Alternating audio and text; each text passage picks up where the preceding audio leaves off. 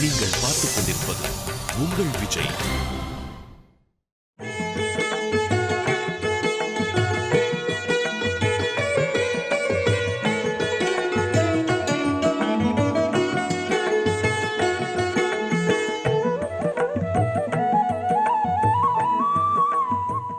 நாம் இப்போ கோட்டை வரதராஜ பெருமான் கோவிலில் இருக்கோம். ரொம்ப புராதனமான சன்னிதானம் இந்த கோட்டை வரதராஜ பெருமானுடைய சன்னிதானம். இங்கே வரதராஜ பெருமாள் நின்ற திருக்கோலத்தில் சங்க சக்கர கதையுடன் அபயஹஸ்தத்துடன் சேவை சாதிக்கிறார். மூலமூர்த்தியாகத்தான் சேவை சாதிக்கிறார். இப்போ இந்த சன்னிதானம் வெகு அழகாக புனரமைக்கப்பட்டு நித்தியபடி தினந்தோறும் 3 கால பூஜைகள் வெகு சிறப்பாக நடைபெற்று வருகின்றன.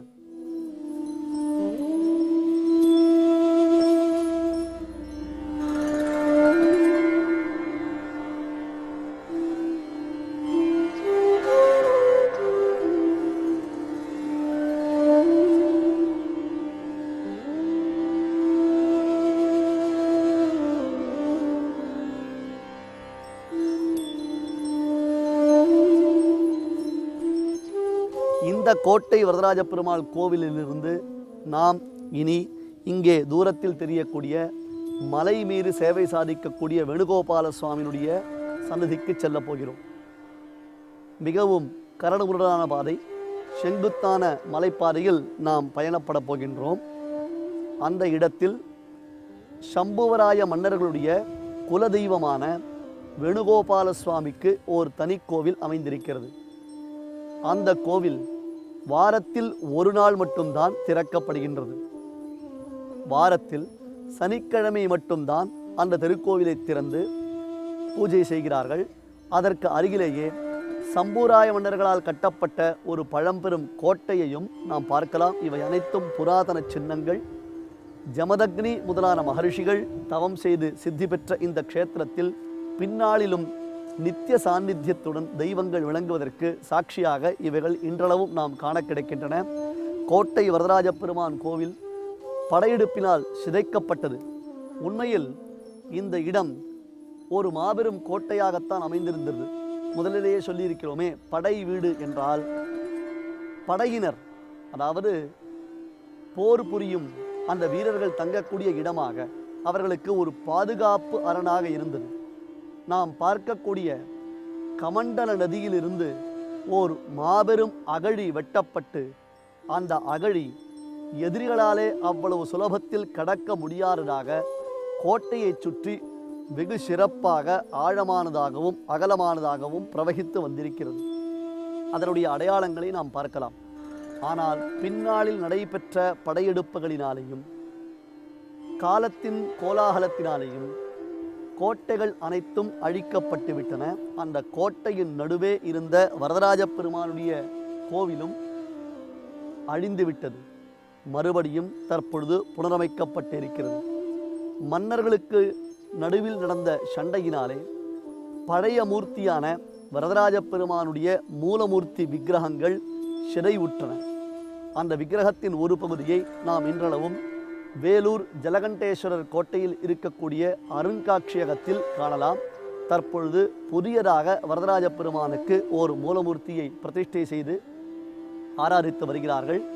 இனி நம்முடைய பயணம் இங்கிருந்து தோப்புக்களின், மரங்களின், காடுகளின் ஊடே நடைபெறப் போகின்றது. அந்த காட்டு வழியாக செங்குத்தான மலைகள் மீது, மலைப்பாங்கான இடத்தின் மீது ஏறி சென்று சம்புவராயர்களின் கோட்டை, அதற்கு அருகிலேயே அவர்கள் இஷ்ட தெய்வமான, அவர்களின் குலதெய்வமான வேணுகோபால சுவாமியை நாம் சேவிக்கப் போகின்றோம். அங்கே ஜமதக்னி மகரிஷியினுடைய தவத்தின் பெருமைகளையும் அனுபவிக்கப் போகின்றோம். பாருங்கள், இனி அங்கே செல்லலாம். நாம் இப்போ ஜவ்வாறு மலையினுடைய அடிவாரத்தில் இருக்கோம். இந்த மலை மேலே ஏறி செல்வது ரொம்ப கடினமான விஷயம்ன்றதுனால அதற்காகவே, அதாவது மலை மீது பக்தர்கள் சென்று தரிசனம் செய்வதற்காகவும் மற்றும் அங்கே பகவானுடைய ஆராதனங்கள், அந்த ஆராதனத்திற்கு தேவையான உபகரணங்களை எடுத்து செல்வதற்காகவும், அந்த பகவானுக்கு கைங்கரியம் செய்யக்கூடிய ஆராதகர்கள், அர்ச்சகர்கள், இவர்கள் சௌகரியமாக செல்வதற்காகவுமே இப்படி ஒரு டிராக்டர், இப்படி ஒரு வண்டி ஏற்பாடு பண்ணியிருக்காங்க. இப்போ நாம் இந்த வண்டியில் தான் பிரயாணம் பண்ண போகிறோம்.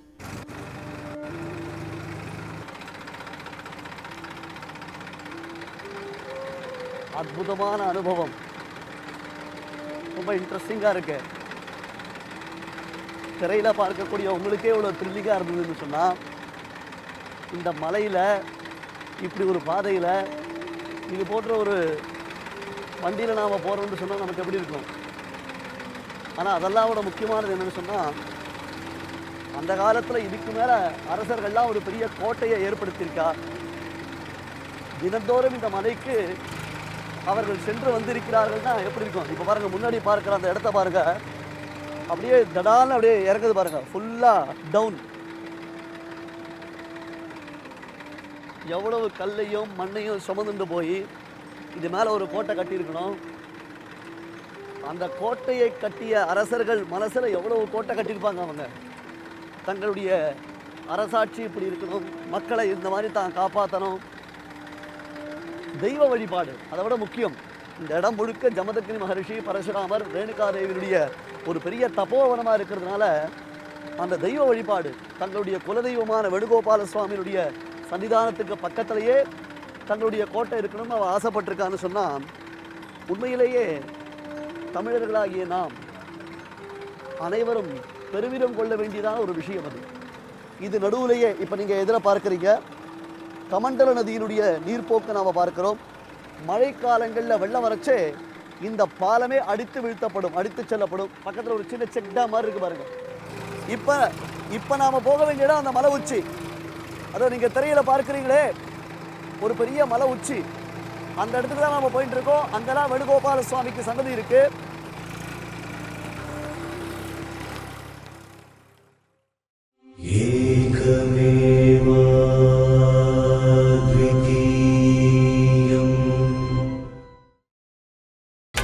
நீங்கள் பார்த்துக் கொண்டிருப்பது உங்கள் விஜய்.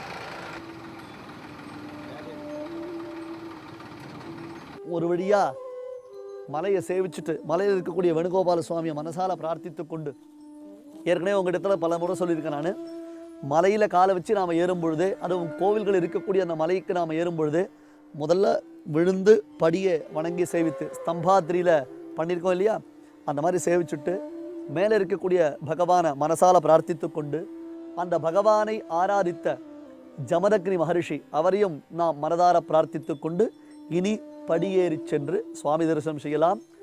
வாரத்தில் ஒரு நாள் மட்டும்தான் இந்த சன்னதி திறந்திருக்கும், சனிக்கிழமை மட்டும்தான் திறந்திருக்கும். பக்தர்கள், யாத்ரிகர்கள் நடந்தே இங்கே வந்து பெருமானை சேவிக்கிறார்கள். இன்னும் போக போக காடு அதிகமாகிக் கொண்டே இருக்கிறது. நல்ல மலைப்பகுதி. ஜமதக்னி தான் தவம் செய்வதற்கு எல்லா விதத்திலும் இந்த இடம் ஏற்றது என்பதை உணர்ந்துத்தான் தேடி தேடி இங்கே தவம் புரிந்திருக்கிறார் என்பதை நாம் உணர்கிறோம். இனி உள்ளே செல்லலாம், வாருங்கள்.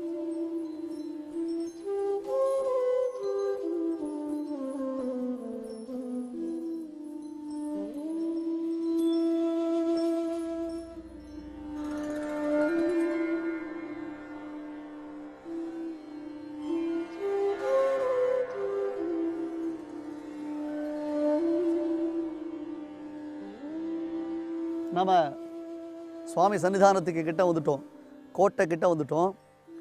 வருடந்தோறும் புரட்டாசி சனிக்கிழமைகளில், குறிப்பாக புரட்டாசி மாதம் 3வது சனிக்கிழமையில் இந்த மலையில் மரங்களே தெரியாத அளவிற்கு மனிதர்கள் வந்து குவிக்கிறார்களாம். இது பெரிய ஆச்சரியம். 25,000 50,000 வரையிலும் மக்கள் வந்து இங்கே பெருமானை வழிபட்டு, வேணுகோபால சுவாமி வழிபட்டு, இங்கேயே மலையில் தங்கியிருந்து, மிக விசேஷமாக பெரிய பந்தல் அமைக்கப்பட்டு, நம்ம கீழே பார்த்தோம் இல்லையோ, நம்ம டிராக்டர் வந்து இருந்தது, அதுக்கப்புறம் மேலே ஏறிடுமே, அந்த இடத்துல பெரிய பந்தல் அமைக்கப்பட்டு அன்னதானம் நடக்கிறது. பெருமாள் குறை ஒன்றுமில்லாத கோவிந்தன் தன்னிடத்தில் வரக்கூடிய பக்தர்கள் எல்லாருக்கும் வாரி வாரி கொடுத்துட்டு இருக்கார். பெரிய விஷயம் இது.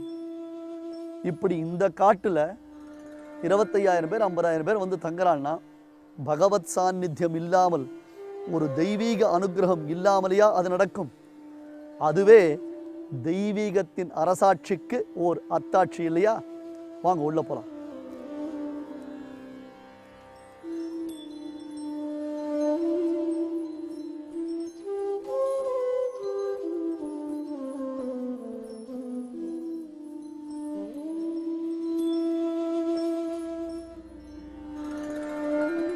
இப்போ நான் நிற்கிற இந்த பாறை தான் மலையோட விளிம்பு. இங்கே பாருங்க, இன்னும் 2 அடி அப்படி எடுத்து வச்சா மலையினுடைய விளிம்பு. கிட்டத்தட்ட ஒரு 1000 1500 அடி பள்ளத்தாக்கு, சுற்றிலும் மலைகள். அதாவது இயற்கை அரண்னு சொல்கிறோமோ இல்லையோ, சம்பூராய மன்னர்கள் சுமார் 1800 ஆண்டுகளுக்கு முன்பாக இங்கே ஒரு மாபெரும் கோட்டை அமைத்திருக்கிறார்கள். அதற்கு முன்பாக இந்த இடத்தை அவ தேர்ந்தெடுத்ததுக்கு காரணம் என்னன்னா, 4 பக்கமும் இயற்கை அரண், மலை சூழ்ந்த பகுதி. பாருங்க, மொத்தம் பனி மூடி எப்படி இருக்கு பாருங்க. மதியம் 12 மணி 1 மணி சமயம். இந்த சமயம் இந்த டயத்தில் அப்படியே மொத்தம் பனி படர்ந்து எங்கே பார்த்தாலும் ஒரே பச்சை பசேல்னு ரொம்ப அற்புதமான ஒரு காட்சி. அதாவது மனதை கவரக்கூடிய ஒரு காட்சி. இதுக்கு கீழே கொஞ்சம் தூரத்தில் நாம் பார்த்தோம்னா சண்பகத்தோப்பு அப்படின்னு ஒரு இடம் இருக்குது. அந்த சண்பகத்தோப்பு தான் நீராதாரத்துக்கு காரணம். அங்கே ஒரு பெரிய ஏரி இருக்குது, கமண்டல நதியினுடையதான தீர்த்தம். இப்போ செக் டேம்னு சொல்கிறோம் இல்லையோ, அந்த மாதிரி கமண்டல நதியுடைய தீர்த்தம் அங்கே சேமிக்கப்பட்டு பாசனத்துக்காக அளிக்கப்படுகிறது. அதை விட முக்கியமானன்னா, அந்த காலத்தில் அரசர்கள் அந்த செண்பகத்தோப்பு வழியாகத்தான் இந்த மலை மேலே வந்திருக்காங்க. குதிரையில் வருவாங்களாம் அரசர்கள்லாம், குதிரை மேலே ஏறி வருவா. அது தவிர பக்தர்கள் மக்கள் நடந்து செல்வதற்காக ஒரு ஒத்தையடி பாறை அந்த பக்கமாக ஏற்பட்டிருக்கு. இன்றைக்கும் யாத்திரிகர்கள் பிரார்த்தனை பண்ணிட்டு அந்த ஒத்தையடி பாறை வழியாக தான் வரா. காற்று தள்ளுறது கீழே தள்ளி விட்டுரும், அதனால் மேலே ஏறி நம்ம உள்ளே போகலாம். வாங்குவோம்.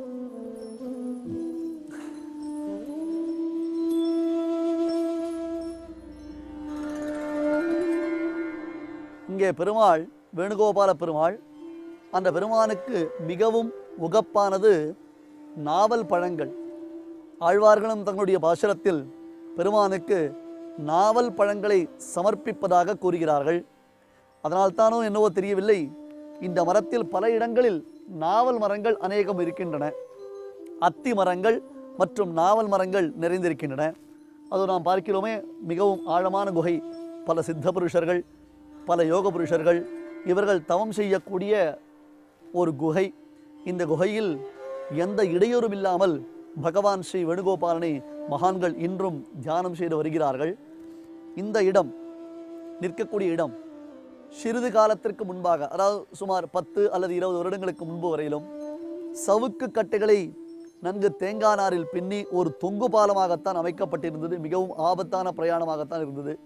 ஆனால் தர்மாத்மாவான அந்த டிவிஎஸ் ஸ்தாபனத்தின் நிறுவனத்தார், அந்த டிவிஎஸ் ஸ்தாபனத்தைச் சேர்ந்தவர்கள் பக்தர்கள் வசதிக்காகவே அழகியதான ஒரு பாறை அமைத்து கொடுத்திருக்கிறார்கள். புரட்டாசி சனிக்கிழமைகளில் பெருமாள் ஸ்ரீ வேணுகோபால சுவாமி இங்கே மலைக்கு எழுந்தெழுகிறார். மற்ற காலங்களில் உற்சவமூர்த்தி மலையில் இருப்பதில்லை, கீழே தான் எழுந்தெழுப்பார். புரட்டாசி மாதங்களில் பெருமாள் மேலே எழுந்தெழுகிறார்.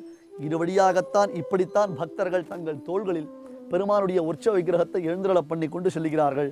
பெருமானே இந்த வகையில்தான், இந்த வழியில்தான் எழுந்தெழுகிறார் என்றால் நாமும் இதில் தான் பிரயாணம் செய்ய வேண்டும்.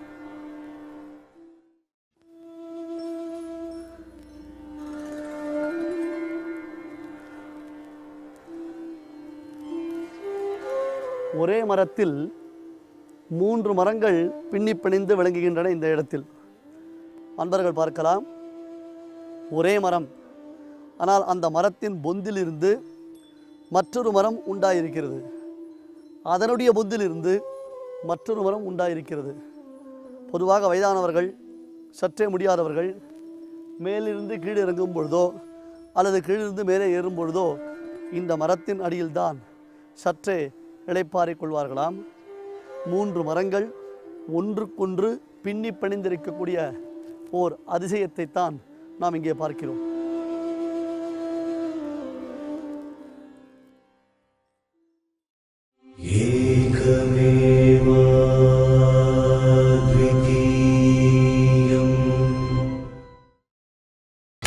நீங்கள் பார்த்துக் கொண்டிருப்பது உங்கள் விஜய்.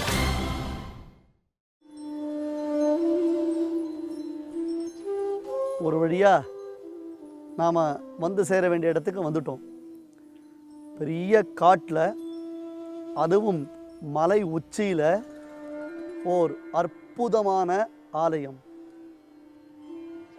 தமிழர்களான நம்முடைய கட்டடக்கலைக்கு மாபெரும் சான்றாகவும் பக்தி இலக்கியத்திற்கு ஆதார தூணாகவும் விளங்கக்கூடிய ஓர் அழகிய ஆலயம் வேணுகோபால சுவாமியினுடைய ஆலயம். ஒவ்வொரு வாரமும் சனிக்கிழமைகள் தோறும் இங்கே சிறப்பான பூஜைகள் நடைபெறுகின்றன.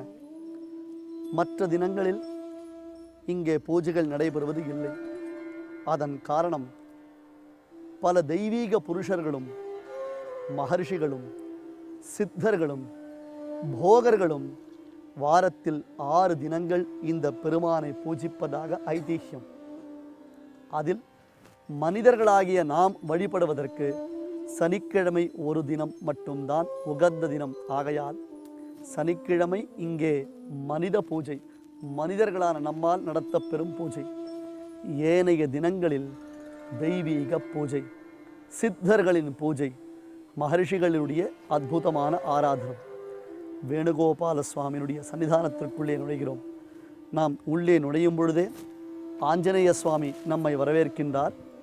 நெடுதுயர்ந்ததான ஒரு தீபஸ்தம்பம், அந்த தீபஸ்தம்பத்தின் உச்சியில் ஓர் அழகியதான விமானமும் அமைந்திருக்கிறது.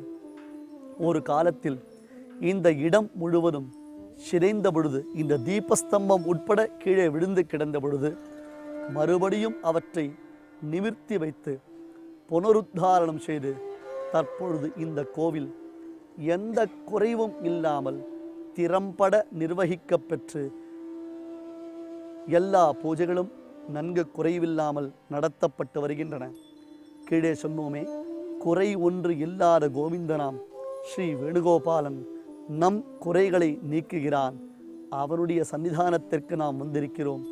இனி நமக்கு குறைவு எதுவும் இல்லை. நாம் குறை கூற வரவில்லை, அவனுடைய அருளை பெறத்தான் வந்திருக்கிறோம். உள்ளே நுழைந்து வேணுகோபால சுவாமியினுடைய சன்னிதானத்தை ஒருமுறை வலம் வரலாம். சனிக்கிழமை மட்டும்தான் இங்கே சேவை. மற்றைய தினங்களில் சித்த புருஷர்களும் மகர்ஷிகளும் தபோதனர்களும் போகர்களும் தேவர்களும் வந்து ஆராதிக்கின்றார்கள்.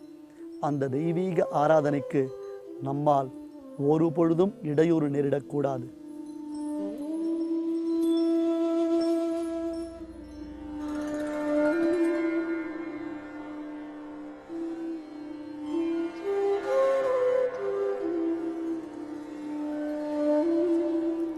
இந்த கருங்கல்லினால், அதுவும் ஒரே கல்லினால் ஆன தீபஸ்தம்பத்தை சுற்றிலும் ஒரு புறம் ஆஞ்சநேயர், மற்றொரு புறம் சுதர்சன ஆழ்வாராம் சக்கரத்தாழ்வார், அதற்கு அடுத்த புறத்தில், அதாவது பகவானுக்கு நேரெதிராக வைனதேயனாம் கருடன், மற்றொரு புறத்தில் பாஞ்சஜன்யம் என்று வெகு அழகாக சிற்பங்கள் வடிக்கப்பட்டிருக்கின்றன. பக்தர்கள் இங்கே வந்து இங்குள்ள ஆஞ்சநேயருக்கு, கருடனுக்கு, சங்கச்சக்கர ஆழ்வார்களுக்கு மாலைகள் சாற்றி விளக்கேற்றி வழிபடுகிறார்கள். கோவிலுக்குள்ளே விளக்கேற்றுவதற்கு பதிலாக இங்கேயே விளக்கேற்றி வழிபடுகிறார்கள். கோவிலுக்குள்ளே பகவானுடைய சன்னிதானத்தில் விளக்கேற்றுவதனாலே என்னென்ன நன்மைகள் உண்டாகின்றன, இவையும் இங்கே விளக்கப்பட்டிருக்கின்றன. உள்ளே சென்று ஒரு பிரதட்சணம் செய்து வேணுகோபால சுவாமியை வணங்கலாம். அவர் சன்னதியில் தீபம் ஏற்றி வழிபடலாம். நம் குறைகள் ஒன்றுமே இல்லாமல் அந்த பெருமான் நம்மை ரட்சிக்கட்டும்.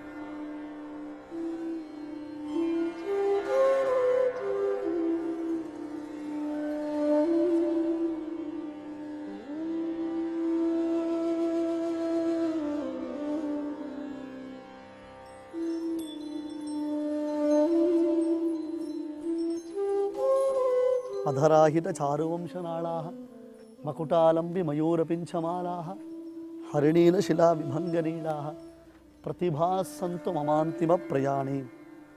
சுவாமி ஸ்ரீ வேதாந்த தேசிகன் கோபால விம்சதி என்பதாக இங்கே வேணுகோபால சுவாமியை குறித்து ஓர் ஸ்தோத்திர கிரந்தம் அருளி செய்துள்ளார். அது தவிர ஆழ்வார்களும் ஆச்சாரியர்களும் பல பாசுரங்களினாலேயும் பல ஸ்தோத்திரங்களினாலேயும் பகவான் வேணுகோபால சுவாமியை போற்றுகிறார்கள். இப்படி நாம் கோவிலுக்குள்ளே வரும்பொழுது மற்ற விஷயங்களை அதிகமாக பேசாமல், நம்முடைய இல்லற விஷயங்களை குறித்து அதிகமாக பேசாமல், பகவத் விஷயங்களை பேசிக்கொண்டு, பகவத் சிந்தனைகளை செய்து கொண்டு இங்கே ஜமதக்னி முனிவர் எவ்விதம் தவம் புரிந்திருப்பார், இந்த இடத்தில் பரசுராமர் எவ்விதம் தவம் புரிந்திருப்பார், இதையெல்லாம் நினைத்து கொண்டு வந்தோமையானால் அவனுடைய அனுகிரகம் கிட்டும். பாருங்கள், திருக்கோவில் வளாகம் எவ்வளவு சுத்தமாக இருக்கின்றது. இந்த சுத்தம், இந்த பரிசுத்தத்தை பார்க்கும் பொழுதே நம்முடைய மனதும் நம்மை அறியாமல் சுத்தமடைந்து விடுகின்றது. சற்றே நாம் கண்களை மூடிக்கொண்டு சோலைகள் சூழ்ந்த, வனாந்தரங்கள் சூழ்ந்த, அழகிய குன்றுகள் சூழ்ந்த இந்த இடத்தில் ஜமதக்னி மகரிஷி எவ்விதம் தவம் செய்திருப்பார் என்பதை மனக்கண்ணால் பார்க்கும் பொழுது அலாதியான ஒரு ஆனந்தம் உண்டாகவில்லையா? இத்தகையதொரு ஆனந்தத்தை நமக்களித்த ஆனந்த நடனம் புரியும் வேணுகோபால சுவாமியை கைகுவித்து நாம் வணங்குகின்றோம். ஜமதக்னியைப் போல, பரசுராமரைப் போல, மற்றும் உள்ள ராஜரிஷிகள் மகரிஷிகளைப் போல தவம் செய்யும் சக்தி சாமர்த்தியம் நமக்கு இல்லை என்றால் கூட இந்த திருநாமத்தை சொல்லும் வல்லமையா இல்லை? அந்த வல்லமையை கட்டாயம் கோவிந்தன் அனுகிரகம் செய்வான். இதுபோன்று தான் ஒவ்வொரு ஆலயமும் தூய்மையாக, நம் உள்ளம் தூய்மையாக இருப்பதற்கு இந்த ஆலயமே அத்தாட்சி என்னும்படியாக இருந்தது என்றால் இதைவிட மன நிறைவு வேறு என்ன இருக்க முடியும்? உள்ளே செல்லலாம், பெருமானை கண்குளிர சேவிக்கலாம்.